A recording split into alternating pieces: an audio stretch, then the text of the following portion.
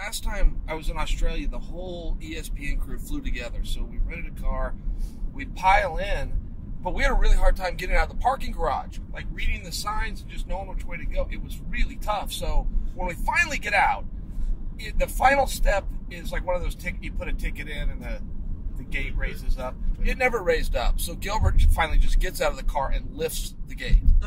So we drive off, and a minute later, the cops pull us over, and we're going, oh no, we're about to get charged with grand theft auto. You know, they think we stole a car. It ended up, fortunately we were speeding. It was only a speeding ticket.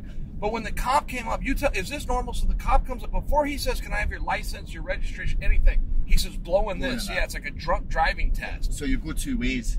If you're drunk, the rest of it doesn't matter. Sure. Oh, okay. And if you're not drunk, then license, registration, and those. So we'll go two roads. So drunk driving, you're in the car and you're arrested. Done.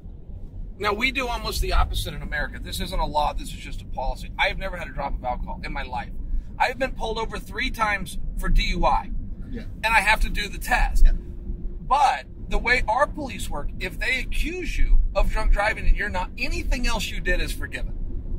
I've had guys in the bed of my truck giving them rides home, you know, after the bar when they're drunk or you know, no turns. Anything you do, if they accuse you of drunk driving and you're not, anything, just go on about your night. So it saved me a few times. And your limit, when I was over there, your limit's what, 0.08, isn't it? 0.08. That's 8 pints. Wow. Imagine 8 pints and still driving here. We're at 0.05, and even that's borderline. That's high for us. We don't. I've heard people say that the 0.08. That's high, man. Yeah, that's like 2 mixed drinks and a 15. You know, yeah. They say it's pretty liberal. Yeah. Yeah. And people abuse that concept. When I was there, everybody was driving under the influence. I had a great one time. I was in a small town for a wedding and got pulled over for car full of guys. I'm driving all the drunks around, but I have to get out and you got to walk the line. Yeah. And so the cop goes down about 10 feet. And so I walk the line, but I pop up on my hands. I walk the whole thing on my hands, and I drop down right in front. And I don't know where he is because I'm upside down. But when I drop down and stand up, we're about this close to each other, and we're nose to nose. And the cop goes, "That's the damnedest thing I've ever seen." And that was the end of it. We got in the car. We left, and I go to the wedding the next day that I was in town for.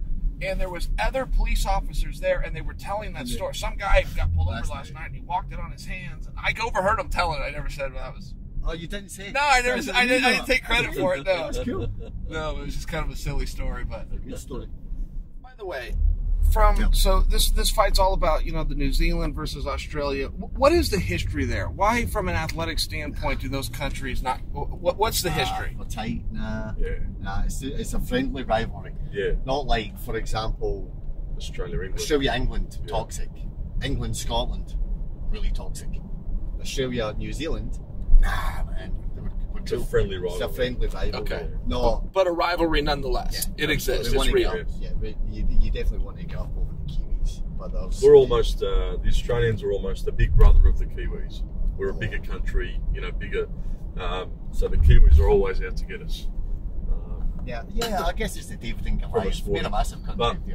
We'll all get together afterwards and have a drink together. And, the way it should be. Shake hands and walk away. Absolutely. Very friendly rivalry.